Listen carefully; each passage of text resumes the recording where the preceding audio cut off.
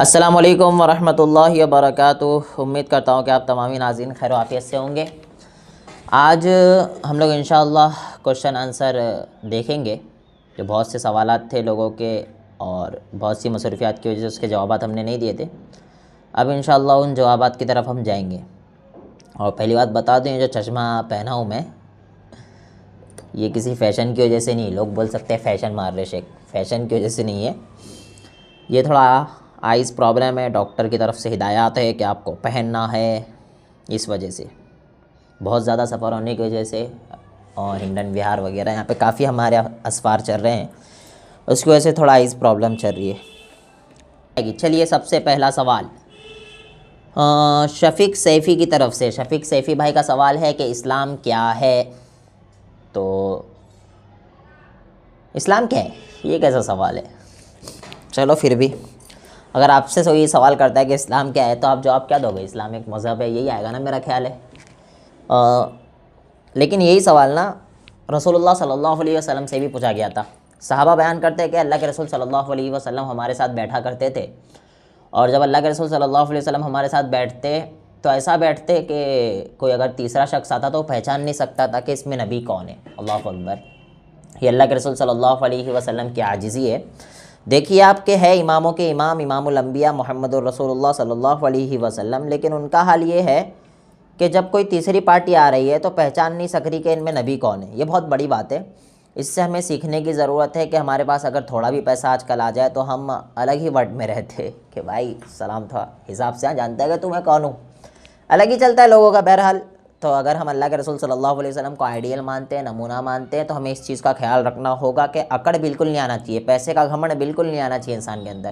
عہدے کی تو کیا ہی بات کروں، اللہ کے رسول صلی اللہ علیہ وسلم سے بڑا عہدہ کسی کا تھا؟ سارے اماموں کے امام، سارے نبیوں کے امام، اتنا بڑا عہدہ ہونے کے بعد بھی اللہ کے رسول صلی اللہ علیہ وسلم کی عاجزی آپ دیکھو کہ کوئی بھی شخص اگر تیسری پارٹی آ رہی تو پہچان نہیں سک رہی ہے، تو ہمیں بھی چاہیے کہ ہم اس چیز کا خیال رکھیں۔ میں نے دیکھا اگر کوئی مسجد کا صدر ہے تو وہ الگ ہی رباب میں ہوتا ہے، میں اس کے اوپر بالتفصیل ریکارڈ کرایا ہوں کہ مسجد کا کوئی صدر نہیں ہو سکتا ہے، کیونکہ مسجد اللہ کا گھر ہے، تو اللہ کے گھر کا کوئی صدر بن جائے یہ پاسبل ہی نہیں ہے۔ اور اس کے اوپر باقاعدہ اتنی لڑائیاں چل رہی ہے، بر صغیر کا تو بہت برا ماحول ہے، اتنی لڑائیاں چل رہی ہیں۔ میں ذمہ دار تو میں تھوڑا بڑا چھوٹا ورڈ کہہ رہا ہوں، میں صدر رہوں گا، میں صدر۔ ابے مسجد کا تیری اوقات کیا ہے بھائی؟ مسجد کا صدر بنے گا؟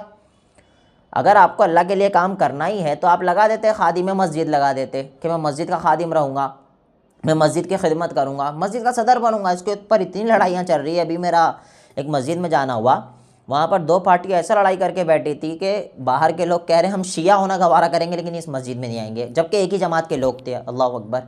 اتنا برا حال ہے۔ تو اللہ کے واسطے آپ یہ عہدوں کے پیچھے مت بھاگو، اور اللہ کا گھر تو کسی کے باپ کی جائیداد نہیں ہے، وہ اللہ کا گھر ہے بھائی، اس کے اوپر سیاستیں کیا کیا چل رہا ہے، اللہ ہم سب کو محفوظ رکھے۔ بہرحال اگر ہم اللہ کے رسول صلی اللہ علیہ وسلم سے محبت کا، آپ کی اتباع کا دعویٰ کرتے ہیں تو ہمیں اس چیز کا خیال رکھنا ہوگا کہ ہم عہدوں کے پیچھے نہ بھاگیں، اور اگر عہدہ مل بھی جائے تو اس چیز کا خیال رکھیں کہ ہمیں اس کا گھمنڈ نہیں آنا چاہیے، اور صدر مسجد کہنا بند کر دو، اب خادم مسجد کہو۔ بہرحال چلو آگے چلتے ہیں۔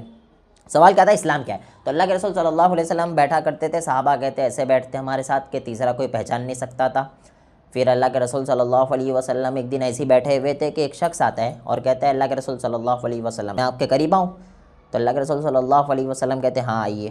وہ کہتے ہیں اور قریب؟ ہاں آئیے، اور قریب آئیے۔ ایسا کہہ کر وہ اتنے قریب ہو جاتے ہیں کہ اللہ کے رسول صلی اللہ علیہ وسلم کے گھٹنے مبارک پر ہاتھ رکھ کر پوچھتے ہیں کہ اسلام کیا ہے؟ تو اللہ کے رسول صلی اللہ علیہ وسلم جواب دیتے ہیں سیم سوال، آپ کا بھی یہ سوال ہے اور وہی سوال ایک شخص نے اللہ کے رسول سے بھی کیا تھا۔ بہرحال وہ ایک فرشتے تھے۔ اللہ کے رسول صلی اللہ علیہ وسلم نے جواب دیا اسلام یہ ہے کہ آپ اللہ کی عبادت کرو، اللہ کے ساتھ کسی کو شریک نہ کرو۔ سب سے پہلی چیز عبادت اللہ کی، اللہ کے ساتھ کسی کو شریک نہیں۔ کتنے مسلمان ایسے ابھی بھی اللہ کی عبادت کرتے نہیں ہیں لیکن ہیں مسلمان، اللہ کے ساتھ جب کسی کو شریک نہیں کرنا ہے لیکن سب سے زیادہ شریک اللہ کے ساتھ کر رہے ہیں۔ بہت برا حال ہے۔ اللہ کے واسطے میرا یہ ٹاپک نہیں ہے ورنہ بہت لمبی بات ہو جائے گی۔ ابھی آپ کو اتنا بتا دوں کہ پہلی چیز ہے اللہ کی عبادت۔ اس معاملے میں اسلام بہت زیادہ سخت ہے، عبادت صرف اللہ کی ہونا چاہیے۔ انہ من یشرک باللہ فقد حرم اللہ علیہ الجنہ، اللہ کے علاوہ کسی کی عبادت کرو گے تو اللہ نے آپ کے اوپر جنت حرام کر دی ہے بھائی، تو شرک سے بچنا چاہیے، بہت بڑا گناہ ہے۔ اگر کوئی انسان کسی کو شرک کے تعلق سے بتاتا ہے تو لوگ کہتے ہیں کیا بتا رہا ہے کیا بتا، لیکن آپ کی اصلاح ہو رہی ہے اس میں، آپ کی آخرت کی فکر کرنا چاہ رہے ہو، وہ بار بار شرک شرک شرک کر رہے ہو، شرک بار بار ہم نہیں کر رہے، اللہ نے کہا ہے کہ عبادت میری ہی ہوگی، ولا تشرکوا بی شیئا، اور اللہ کے ساتھ کسی کو شریک نہیں کرنا ہے، پھر نماز قائم کرنا ہے، روزہ رکھنا ہے رمضان کے، پھر حج اگر استطاعت ہے تو کرنا ہے، اور زکوٰۃ اگر مال نصاب کو پہنچ گیا، یہ ہے اسلام۔ اور وہ شخص نے کہا اے نبی آپ نے صحیح کہا ہے۔ تو آپ سے بھی کوئی سوال کرے اسلام کیا ہے تو اسلام یہ ہے، عبادت اللہ کی، کسی کو شریک نہیں۔ پھر دوسرا اللہ کے ساتھ کسی کو، پہلا اللہ کی عبادت، دوسرا اللہ کے ساتھ کسی کو شریک نہیں، پھر تیسرا یہ روزہ رکھنا ہے، نماز قائم کرنا ہے، استطاعت ہے تو حج کرنا ہے، اور اگر مال نصاب کو پہنچ گیا تو زکوٰۃ دینا ہے۔ بہرحال چلو آگے چلتے ہیں۔ محمد فیاض، نماز جلسہ یعنی جلسے میں تشہد میں انگلی کو ہلاتے کیوں ہیں بار بار؟ حرکت دینا یعنی کہ تشہد میں بار بار انگلی کو حرکت دینا کیسا ہے؟ تو یاد رکھیے یہ سنت عمل ہے، اللہ کے رسول صلی اللہ علیہ وسلم سے ثابت چیز ہے، اللہ کے رسول صلی اللہ علیہ وسلم سے ملتا ہے کہ اللہ کے رسول جب تشہد میں بیٹھتے تو انگلی سے اشارہ کیا کرتے تھے، اشارہ یہ ہو گیا۔ پھر ایک روایت ملتا ہے کہ اللہ کے رسول صلی اللہ علیہ وسلم اشارے کے ساتھ ساتھ حرکت دیا کرتے تھے، یہ ہو گئی حرکت، تو دونوں پر عمل ہو جاتا ہے۔ بہرحال اشارہ تو ہے ہی، اور ہمارے یہاں اس میں اختلاف اتنا بڑا بنا دیے کہ کوئی اشہد ان لا الہ الا اللہ پہ اٹھا رہا ہے، وہ اشہد ان محمدن پہ گرا رہا ہے، عجیب معاملات چل رہے ہیں۔ بہرحال لیکن ہمیں اس چیز کا خیال رکھنا ہے، یہ سنت عمل ہے، انگلیوں کو حرکت دینا، اللہ کے رسول صلی اللہ علیہ وسلم۔ ایک صحابی تو کہتے ہیں دعائیہ کلمات پہ حرکت دیا کرتے تھے، یہ بھی صحیح ہے، اگر کوئی دعائیہ کلمات پہ دیتا ہے حرکت وہ بھی صحیح ہے، شروع سے حرکت دے دے وہ بھی صحیح ہے، تو انگلی کو حرکت دینا یہ سنت عمل ہے۔ پھر آگے اعظم نام کیسا ہے اسلام کی نظر میں؟ اعظم نام بالکل رکھ سکتے ہو آپ، اسلام کی نظر میں یہ جائز چیز ہے، کوئی پرابلم کی بات نہیں ہے۔ دیکھیے اس میں ہمارے چند بھائی گلو بھی کرتے ہیں بہت زیادہ، ادھر بھی بہت گلو کی طرف چلے گئے، ادھر بھی بہت گلو۔ اگر کوئی شخص رکھ لیتا ہے عبدالعزیز نام، تو اب کوئی دوسرا بھائی اے عزیز ادھر آؤ، کہتے تو عزیز کیوں کہہ رہا ہے، عزیز تو اللہ کا نام ہے، اللہ کو ایسے بول رہے ہیں۔ تو یاد رکھیے اگر کوئی انسان کہہ رہا ہے عزیز ادھر آؤ تو وہ اللہ کو نہیں کہہ رہا ہے، وہ اس بندے کو کہہ رہا ہے، سمجھے، وہ اس شخص کو کہہ رہا ہے۔ تو اگر کسی کا نام عزیز ہے اور اس کو عزیز کہہ کر بلا لو تو کوئی پرابلم کی بات نہیں ہے اس میں، کیونکہ اس کی نیت اللہ کو کہنے کی نہیں ہے، سمجھے۔ ہاں یہ کہہ سکتے ہو مستحب ہے کہ عبدالعزیز لگا لو، عزیز کا بندہ، اگر کوئی لطیف ہے تو عبداللطیف لگا لو، لیکن اگر کوئی صرف اس نام سے بھی پکارے تو انشاءاللہ اس میں کوئی حرج کی بات نہیں ہے، مستحب ہے کہ عبد ساتھ میں لگا لینا چاہیے۔ اسی طریقے سے اعظم بھی ہے، کوئی نام رکھنا چاہے تو کوئی پرابلم کی بات نہیں ہے۔ ہر نماز کے بعد کون سی دعا مانگیں اللہ قبول کرے؟ دیکھو ہر نماز کے بعد وہ دعائیں مانگو جو رسول اللہ صلی اللہ علیہ وسلم سے ثابت ہے، بہت سی دعائیں اللہ کے رسول صلی اللہ علیہ وسلم سے ثابت، اللہ کے رسول مانگا کرتے تھے اللہم اعنی علی ذکرک و شکرک و حسن عبادتک، جو نبی مانگتے تھے وہی مانگو، زیادہ اچھا ہے۔ اللہم اجرنی من النار، اللہم انی اسألک الجنہ، صحیح احادیث کے اندر ملتا ہے کہ اگر کوئی شخص اللہم انی اسألک الجنہ 3 مرتبہ کہتا ہے تو جنت خود کہتی ہے اللہ اب اسے تو میرے پاس لیا، اور اگر کوئی کہتا ہے اللہم اجرنی من النار 3 مرتبہ تو جہنم خود کہتی ہے اللہ اب اسے میرے پاس مت لانا، یہ اتنا مجھ سے پناہ طلب کر رہا ہے۔ تو بہرحال یہ دعاؤں کی بڑی اہمیت ہے، ان دعاؤں کا اہتمام کریں، اور فرض نماز کے بعد وہی دعائیں مانگیں جو اللہ کے رسول سے ثابت ہے، سنت دعائیں۔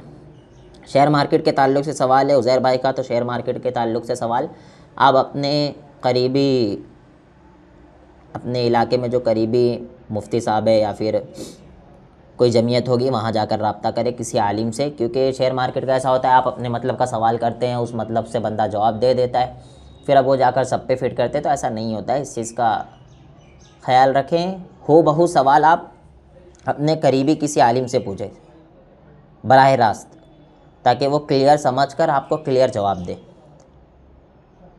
ہم اس میں خاموش رہیں گے۔ محمد محسن، کیا میں 50 کی چیز 500 میں بیچ سکتا ہوں؟ جی ہاں بالکل بیچ سکتے ہو، کوئی پرابلم نہیں ہے۔ ہاں جھوٹ مت بولو، 50 روپے کی چیز ہے 500 میں آپ دے رہے ہو اور کہہ رہے ہو کہ بھائی مجھے پڑی ہی 400 کی ہے ورنہ میں آپ کو دے دیتا ہے، بیوقوفی۔ ایسے لوگ کرتے ہیں کہ مجھے پڑی ہے 400 میں، میں 50 روپے صرف کما رہا ہوں، 450 میں آپ کو دے رہا ہوں، جبکہ ہوتی 50 روپے کی، ایسا بھی ہوتا ہے۔ تو جھوٹ نہیں بول سکتے ہو آپ، منافع آپ کتنا بھی اٹھا سکتے ہو، اگر وہ لینا چاہے تو لے گا، نہیں لینا چاہے تو نہیں لے گا، زبردستی کہ آپ سے لے گا، تو منافع آپ کتنا بھی رکھ سکتے ہو، سامنے والا بندہ چاہے تو لے لے، نہیں چاہے تو آگے چلے جائے گا۔ یہ جو آپ نئے قسم کے اہل حدیث حضرات ہیں اتنا زیادہ کٹر کیوں ہوتے ہیں، اور کیا یہ صحیح ہے؟ مجھے نہیں لگتا کوئی اہل حدیث اتنا کٹر رہتا ہوگا، کس معاملے میں کٹر کی بات چل رہی ہے؟ پھر آگے ہے خود سے خود کو کہنا جنتی، مجھے نہیں لگتا کوئی اہل حدیث خود کو جنتی کہتا ہے اور باقی سب کو جہنمی کہتا ہے۔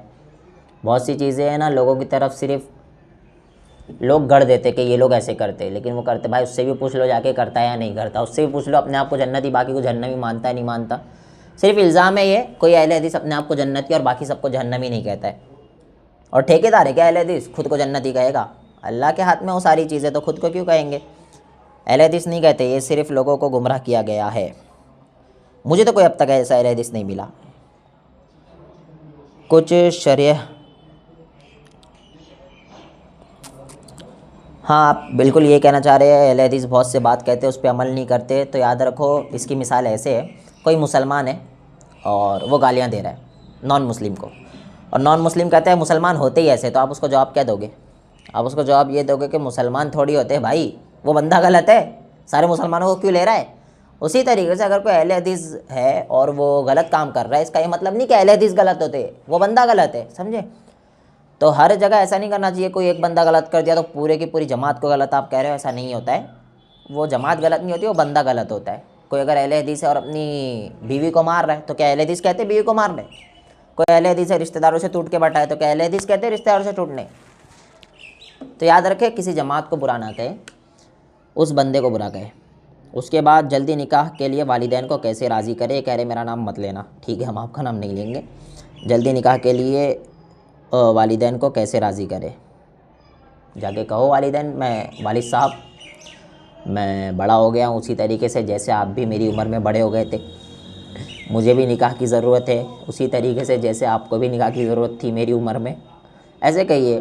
وہ بولتے ہیں اور سیٹل ہو جاؤ، تو کہنا والد صاحب کیا آپ سیٹل ہو گئے تھے؟ اگر وہ ہو گئے تھے تو بہت اچھی بات ہے، آپ کو ہونا ہی پڑے گا ورنہ مت کرو شادی، اور اگر وہ نہیں ہوئے تھے اور انہوں نے کر لی تو آپ کی بھی کرا دو، ایسا کہنا۔ بہرحال والد صاحب کی ذمہ داری نہیں ہے بچے کی شادی کرانا، سب سے مین چیز یاد رکھے، والد کی ذمہ داری نہیں ہے کہ وہ اپنے بیٹے کی شادی کرائے، بیٹے کو خود کمانا ہے، خود اس قابل ہونا ہے کہ وہ خود کھا سکے اور بیوی کو کھلا سکے، تب جا کر وہ شادی خود سے کرے، والدین کی ذمہ داری نہیں ہے۔ اگر کوئی والدین کر رہے تو بہت ہی اچھی بات ہے، سونے پہ سہاگا ہے، لیکن والدین کے لیے کوئی ضروری نہیں ہے لڑکے کی شادی کرنا، بچی کی تو ہے، لڑکی کی شادی کرنا کوئی ضروری نہیں ہے۔ دوسری چیز انہوں نے آگے سوال میں یہ بھی پوچھا ہے کہ خفیہ نکاح کر لوں یہ کیسا رہے گا؟